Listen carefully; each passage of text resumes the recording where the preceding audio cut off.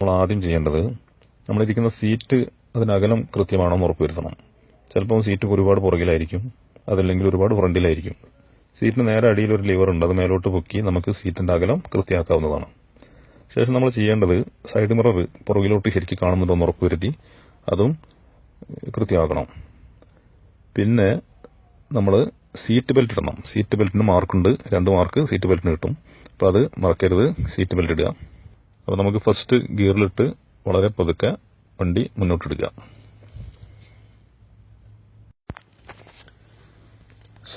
സൈഡിലുള്ള സിഗ്നൽ ബോർഡുകൾ ശ്രദ്ധിക്കുക, ട്രാഫിക് സിഗ്നൽ ബോർഡുകൾ ശ്രദ്ധിക്കുക. വളവുണ്ടാവും, അതുപോലെ സ്പീഡ് ലിമിറ്റ് ഉണ്ടാവും. ആ സ്പീഡ് എത്രയാണോ അവിടെ കാണിക്കുന്നത് ആ സ്പീഡിലേ പോകാവൂ. വളവ് വരുന്ന സമയത്ത് ബ്രേക്കിൽ പതുക്കെ കാല് വെച്ച് വണ്ടി സ്ലോ ചെയ്യണം. അതുപോലെ തന്നെ ഹമ്പ് വരും. ഈ സമയങ്ങളിലൊക്കെ നമ്മൾ ബ്രേക്ക് ചെയ്ത് വണ്ടി സ്ലോ ആക്കുന്നുണ്ടോ എന്നുള്ളത് അവർ ക്യാമറയിൽ ദൂരെ നിന്ന് വീക്ഷിക്കുന്നുണ്ടാവും. കാരണം ബ്രേക്ക് ലൈറ്റ് കത്തുന്നുണ്ടോ എന്ന് നോക്കും. അപ്പോൾ ആ റൂൾസ് കറക്റ്റ് ഫോളോ ചെയ്താലേ പോയിന്റ്സുകൾ കിട്ടുകയുള്ളൂ. അത് ശ്രദ്ധിക്കുക. റോഡ് ലെഫ്റ്റിലേക്കോ റൈറ്റിലേക്കോ ടേൺ ചെയ്ത് പോകാനുള്ളതാണെങ്കിൽ അതായത് ഡയറക്ഷനിലേക്കുള്ള ഇൻഡിക്കേറ്റർ ഇടാൻ മറക്കരുത്. അതൊക്കെ മാർക്ക് സ്കോർ ചെയ്യാനുള്ളതാണ്.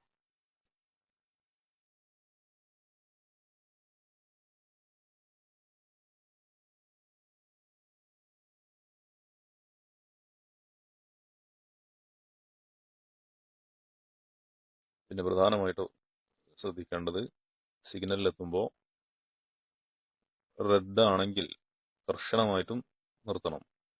പലപ്പോഴും സാധാരണ റോഡിലൂടെ പോകുമ്പോൾ യെല്ലോ ആണെങ്കിൽ പാസ് ചെയ്ത് പോകാറുണ്ട്. ഇവിടെ യെല്ലോയിൽ പാസ് ചെയ്ത് പോയിട്ടുണ്ടെങ്കിൽ അൺഫിറ്റ് ആവും.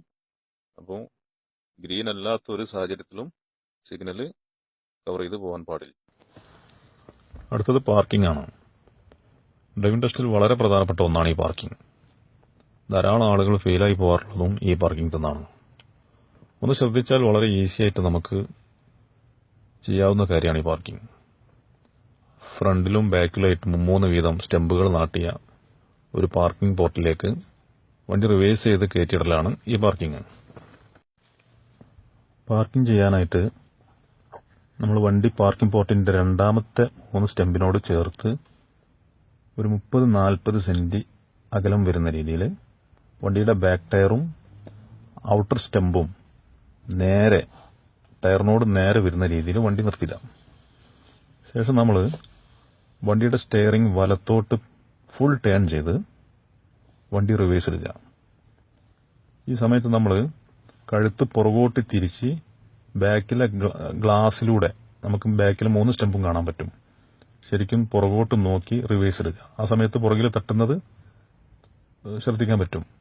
എന്നിട്ട് വണ്ടിയുടെ ബാക്കിലെ വലതു ഭാഗത്തുള്ള ടയർ ഈ പാർക്കിംഗ് പോർട്ടിന്റെ അകത്തോട്ട് ശരിക്കും കയറിയെന്ന് ഉറപ്പുവരുന്ന രീതിയിൽ ആ ഒരു പൊസിഷനിൽ വണ്ടി നിർത്തുക.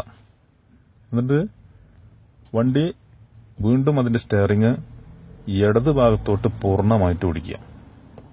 ഇങ്ങനെ ഓടിച്ചതിന് ശേഷം വണ്ടി വീണ്ടും റിവേഴ്സ് എടുക്കുക. ഈ സമയത്ത് നമ്മൾ ഫ്രണ്ട് നോക്കണം. ഫ്രണ്ട് ആ സ്റ്റെമ്പിൽ തട്ടുന്നുണ്ടോ ഇല്ല എന്നുള്ളത്.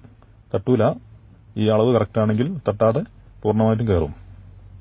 ശേഷം വണ്ടി റിവേഴ്സ് എടുത്താൽ കറക്റ്റായിട്ട് ആ പാർക്കിംഗ് പോർട്ടിനകത്തോട്ട് വണ്ടി കയറിയിരിക്കും. പിന്നീട് നമ്മൾ വണ്ടിന്റെ സ്റ്റെയറിംഗ് സ്ട്രെയിറ്റ് ആക്കി വണ്ടി ലേശം മുന്നോട്ട് വെക്കുക. അപ്പോഴാണ് കറക്റ്റ് പൊസിഷനിൽ അത് പാർക്കിംഗിൽ ഇരിക്കുക വണ്ടി. പിന്നെ നമ്മൾ വണ്ടി പുറത്തോട്ട് എടുക്കണം.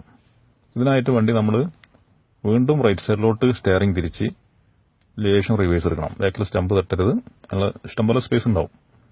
ഫുൾ ലെഫ്റ്റ് ഒടിച്ച് വണ്ടി പുറത്തോട്ടെടുക്കണം.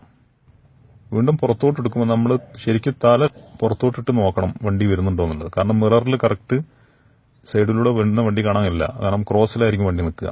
ഈ സമയത്ത് വെറുതെ ഒന്ന് തലയിട്ട് വണ്ടി വരുന്നുണ്ടോ, റോഡിലൂടെ വണ്ടി വരുന്നുണ്ടോ എന്ന് ഉറപ്പ് വരുന്ന രീതിയിൽ ഒന്ന് നോക്കിയതിന് ശേഷം വണ്ടി പുറത്തോട്ടെടുക്കുക. ഇങ്ങനെ വണ്ടി പുറത്തോട്ടെടുത്ത് ഇൻഡിക്കേറ്റർ ഇടാൻ മറക്കരുത്. ഇൻഡിക്കേറ്റർ എടുത്ത് വണ്ടി പുറത്തോട്ടെടുത്ത് നമുക്ക് പോകാവുന്നതാണ്.